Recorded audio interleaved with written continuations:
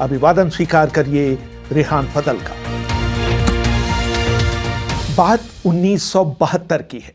परमाणु ऊर्जा आयोग के अध्यक्ष होमी सेठना ने विभाग में उप सचिव पद पर काम कर रहे टीएन शेषन की गोपनीय रिपोर्ट खराब कर दी थी। इसके जवाब में शेषन ने अपना बचाव करते हुए कैबिनेट सचिव टी स्वामीनाथन को 10 पन्नों का पत्र लिखकर अनुरोध किया था कि उनके खिलाफ की गई टिप्पणी को उनकी गोपनीय रिपोर्ट से हटा दिया जाए। 3 महीने बाद उनके पास प्रधानमंत्री कार्यालय से फोन आया कि प्रधानमंत्री इंदिरा गांधी उनसे मिलना चाहती हैं। जब शेषन उनके साउथ ब्लॉक के दफ्तर में घुसे तो वो फाइल पर कुछ लिख रही थी। टीएन शेषन ने हाल ही में प्रकाशित अपनी आत्मकथा थ्रू द ब्रोकन ग्लास में लिखा है। इंदिरा गांधी ने फाइल से सिर उठाकर मुझसे पूछा, तो आप शेषन हैं? आप इस तरह का दुर्व्यवहार क्यों कर रहे हैं? सेठना आपसे नाराज क्यों है? मैंने विनम्रता पूर्वक जवाब दिया, मैडम, मैंने ये बात आज तक किसी को नहीं बताई है। विक्रम साराभाई और होमी सेठना में गंभीर मतभेद है। मैं विक्रम के साथ काम कर रहा था, इसलिए सेठना मेरे खिलाफ हो गए हैं। इंदिरा ने पूछा, क्या आप आक्रामक हैं? मैंने जवाब दिया, अगर मुझे कोई काम दिया जाता है तो मैं आक्रामक होकर उसे पूरा करता हूं। इंदिरा गांधी का अगला सवाल था, आप लोगों से रूखा व्यवहार क्यों करते हैं? मैंने कहा कि अगर कोई काम निश्चित समय के अंदर नहीं होता तो मेरा व्यवहार खराब हो जाता है। इंदिरा ने फिर पूछा, क्या आप लोगों को धमकाते हैं? मैंने कहा, मैं इस तरह का शख्स नहीं हूं। इंदिरा गांधी ने अपने असिस्टेंट से कहा, उन्हें बुलाइए। तभी होमी सेठना इंदिरा गांधी के दफ्तर में दाखिल हुए। इंदिरा ने मेरे सामने ही उनसे पूछा, आपने इस युवा शख्स की गोपनीय रिपोर्ट में यह सब क्यों लिखा है?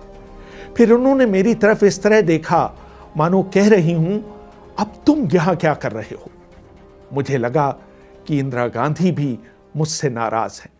लेकिन 10 दिन बाद मुझे सरकार का पत्र मिला कि मेरे खिलाफ सभी प्रतिकूल प्रविष्टियां मेरी गोपनीय रिपोर्ट से हटा दी गई हैं। जब टीएन शेषन मुख्य चुनाव आयुक्त बन गए तो कानून मंत्री विजय भास्कर रेड्डी ने चुनाव आयोग से संसद में पूछे गए सवालों का जवाब देने के लिए कहना शुरू कर दिया। शेषन ने इसका जोरदार विरोध किया। उन्होंने स्पष्ट किया कि चुनाव आयोग सरकार का कोई विभाग नहीं है।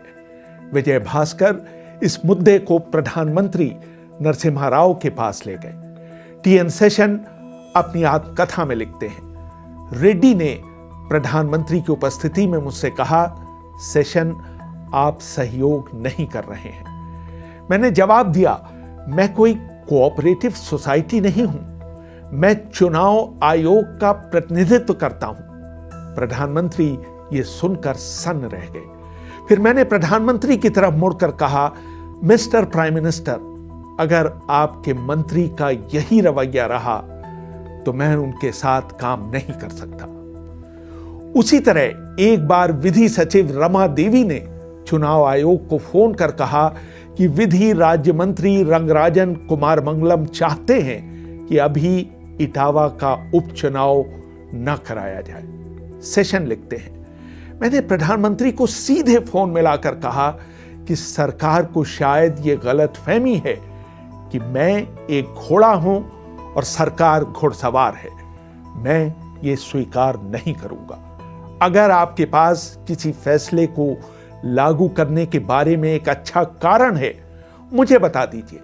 मैं सोचकर उस पर अपना फैसला सुनाऊंगा, लेकिन मैं किसी हुक्म का पालन नहीं करूंगा। प्रधानमंत्री ने मेरी बात सुनने के बाद कहा, आप रंगराजन से अपना मामला सुलझा लीजिए। मैंने कहा, मैं उनसे नहीं, आपसे ये मामला सुलझाऊंगा। मैं चाहूंगा कि रंगराजन चुनाव आयोग के फैसले को प्रभावित करने की कोशिश करने के लिए मुझसे माफी मांगे। अगर हमें किसी बात का पता नहीं, जैसे कि सूखा पड़ रहा है, बाढ़ आ गई है, प्लेग फैल गया है, तब आप हमसे कहिए कि हम चुनाव नहीं करा सकते। लेकिन आप मुझे ये नहीं कह सकते कि आप ये कीजिए, ये मत कीजिए।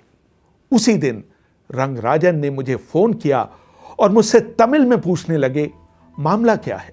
मैंने कहा, आप मुझसे माफी मांगिए।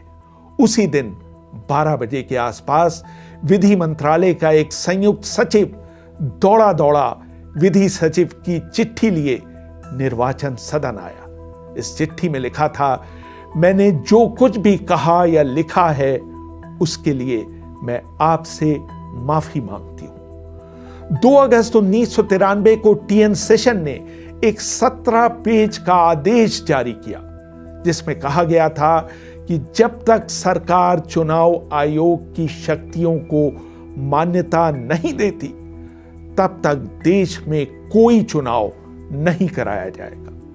सेशन ने अपने आदेश में लिखा कि चुनाव आयोग ने तय किया है कि उसके नियंत्रण में होने वाला हर चुनाव, जिसमें 2 साल पर होने वाले राज्यसभा चुनाव, लोकसभा और विधानसभा के उपचुनाव जिनके कराने की घोषणा की जा चुकी है, अगले आदेश तक स्थगित रहेंगे। सेशन ने पश्चिम बंगाल की राज्यसभा सीट पर चुनाव नहीं होने दिया, जिसकी वजह से केंद्रीय मंत्री प्रणब मुखर्जी को अपने पद से इस्तीफा देना पड़ा।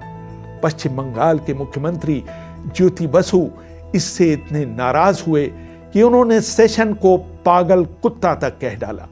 वैसे पीठ पीछे उनसे परेशान लोग सेशन को अल्सेशियन भी कहने लगे थे।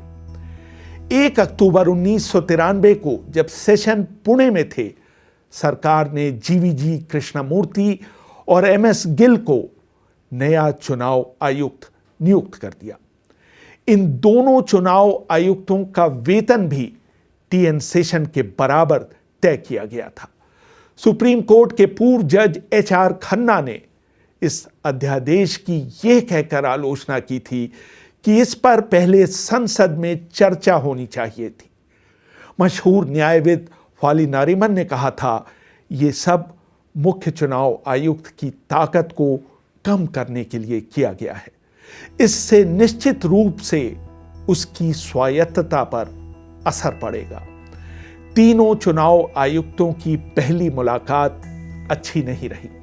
सेशन लिखते हैं, कृष्णमूर्ति मेरे कमरे में आकर कोने में पड़े सोफे पर बैठ गए और मुझसे सोफे पर बैठने के लिए कहा।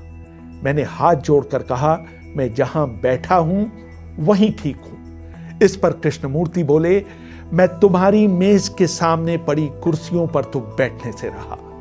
यह सब तुम्हारे चपरासियों के लिए है। तभी गिल ने कमरे में प्रवेश किया। कृष्णमूर्ति ने गिल से कहा, गिल तुम उनके सामने वाली कुर्सी पर मत बैठना, इनसे कहो कि ये यहां सोफे पर आकर बैठे। गिल ने मुझसे पूछा कि क्या आपको सोफे पर आकर बैठने पर आपत्ति है? मैंने कहा, किसी और दिन मैं सोफे पर तो क्या कालीन पर भी बैठ सकता था, लेकिन आज नहीं। फिर कृष्णमूर्ति ने मुझे गालियां देनी शुरू कर दी। इस बीच गिल खड़े रहे। उनकी समझ में नहीं आया कि वो सोफे पर कृष्णमूर्ति के बगल में बैठे या मेरे सामने कुर्सी पर। इसके बाद कृष्णमूर्ति ने अपनी बाईं टांग उठाकर मेज पर रख दी। फिर वो मेरे पास आकर बोले, क्या आपकी मुझसे हाथ मिलाने की इच्छा है? मैं चुप रहा। इसके बाद वो दोनों कमरे से उठकर चले गए। अगले दिन समाचार पत्रों में छपा, कृष्णमूर्ति और गिल दोनों ने मेरे दफ्तर से वॉकआउट कर दिया। टीएन सेशन ने इन चुनाव आयुक्तों से सहयोग नहीं किया। जब वो अमेरिका गए तो उन्होंने इन दोनों के बजाय उपचुनाव आयुक्त डीएस बग्गा को अपना चार्ज सौंपा। सेशन के इस फैसले को सुप्रीम कोर्ट में चुनौती दी गई।